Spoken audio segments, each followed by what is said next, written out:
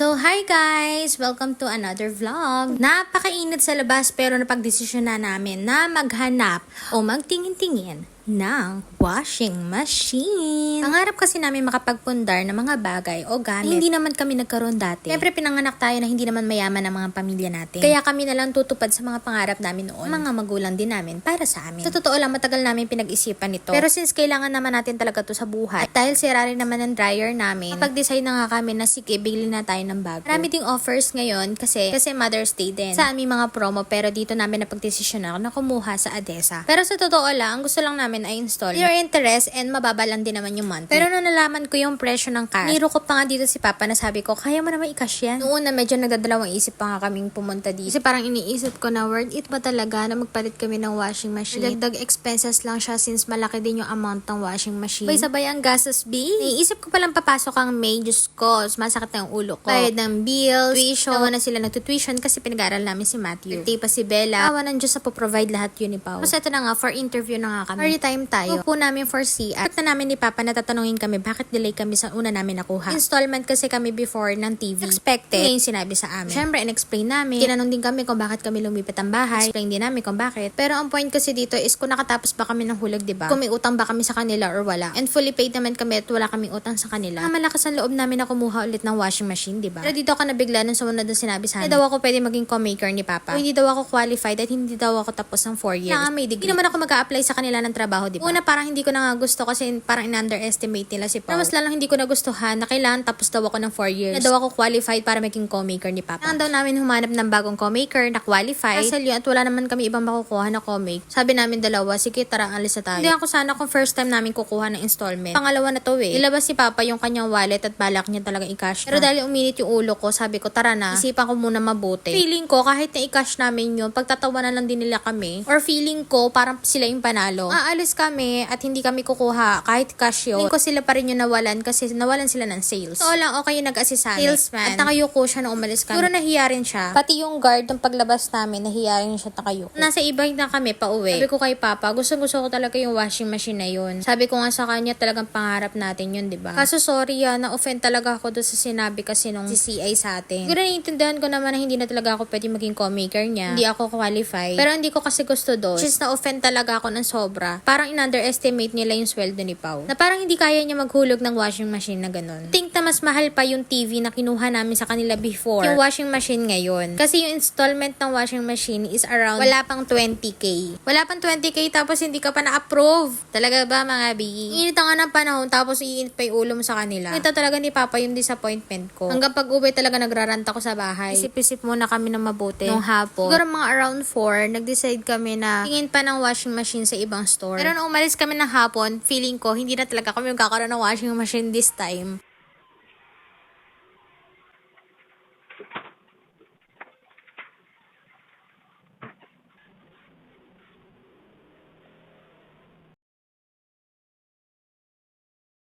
It was at this moment that he knew.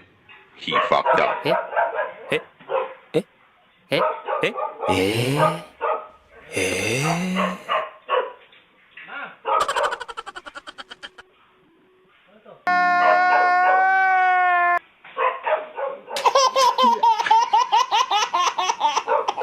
Mabas ka lang pero may parcel na naman.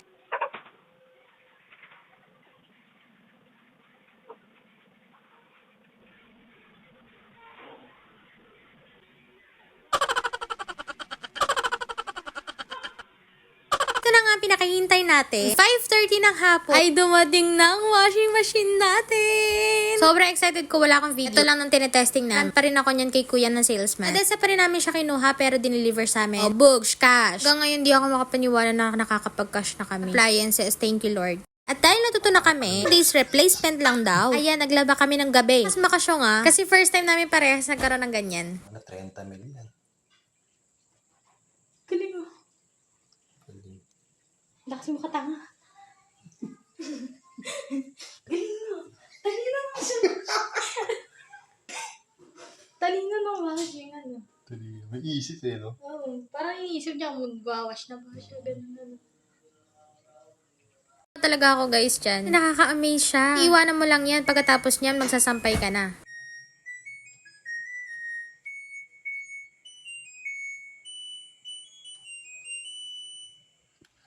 Diba? Sobrang dali ng buhay ngayon. Sobrang sarap maglaba ngayon, promise. Feeling ko araw-araw ako maglalaba ngayon. Tapos kahit may ginagawa ako, pwede ko siya iwanan. Kahit maghatid ako or magsundo ako ng bata sa school, pwede ko siyang balikan. Ayan nga, tulog na silang lahat pero ako gising pa. Kasi inaantay ko nga tong washing machine. Dahil sobrang dali na maglaba ngayon. Kahit nanonood ako ng favorite ko na K-drama, aantayin ko lang naman siya tapos magsasampay na ako, wala na ako lilinisin na washing machine. Kasi unlike before, pagkatapos mo mag-washing, after mo madrain yung water, lilinisin mo pa yung loob kasi may mga bula-bula pa. Tapos kasama pa dun yung pagbabanlaw, sasampay, magda-dryer. Kapag nalinis mo na yung washing machine, liligpitin mo naman siya. Ito, pag natapos na siya, automatic na siya, magpapatay na siya ng kusa. Kahit iwanan ko ang bukas yung gripo, okay lang. Kasi may sarili din siyang stopper. Talino pa nga sa akin tong washing machine eh. Totoo lang ng mga time na yun, para mga around 11 na ng gabi. Pero hindi talaga kinaanto kasi sabi ko, bali ako mag-antay. Ganito naman yung washing machine ko, okay lang.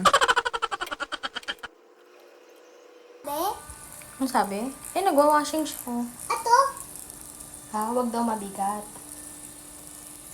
Huwag daw madami. Huwag daw madami. Next day, naglaba ulit kami. And this time, pinakita ko na sa anak ko kung ano itsura ng bago namin washing machine. Katuwa yung reaction niya kasi sobrang ganda daw. At na-amaze talaga siya. Dahil iba na nga itsura ng washing machine namin ngayon kaysa sa dati. Nagbibideo pa? Yeah. Hi guys! Hi guys! Welcome to vlog. Tingnan mo naman yung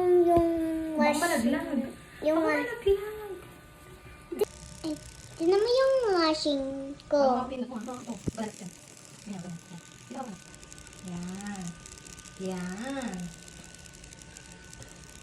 At dito na nga natatapos ang ating vlog. Sobrang salamat po, Ama. Kasi hanggang ngayon, hindi pa rin talaga nagsisink in sa akin. Dati, lagi kami nag-i-installment. Lahat halos ng appliances namin is installment. Wala sa TV, ref. Medyo mura lang na tulad ng electric fan, fryer, oven, cabinet at marami pang iba. Sana more blessing pa to come. Sobrang grateful po kami sa lahat po ng blessing na binibigay niyo po sa amin, Ama. And syempre, thank you din sa gwapo namin na Papa. Kasi lahat pinoprovide niya sa amin. At kabog, may pa-Mother's Day gift pa siya sa akin. Kasi sabi niya, pa-Mother's Day na daw niya to sa akin. At dahil malapit na din yung anniversary namin, ito na rin yung regalo niya sa akin. Well, dito pa lang, and sobrang grateful na. At yung masayang pamilya na meron kami. Wala lang kami sakit pare-pareha. Sobrang thank you, Lord, na po. Thank you for watching. Bye!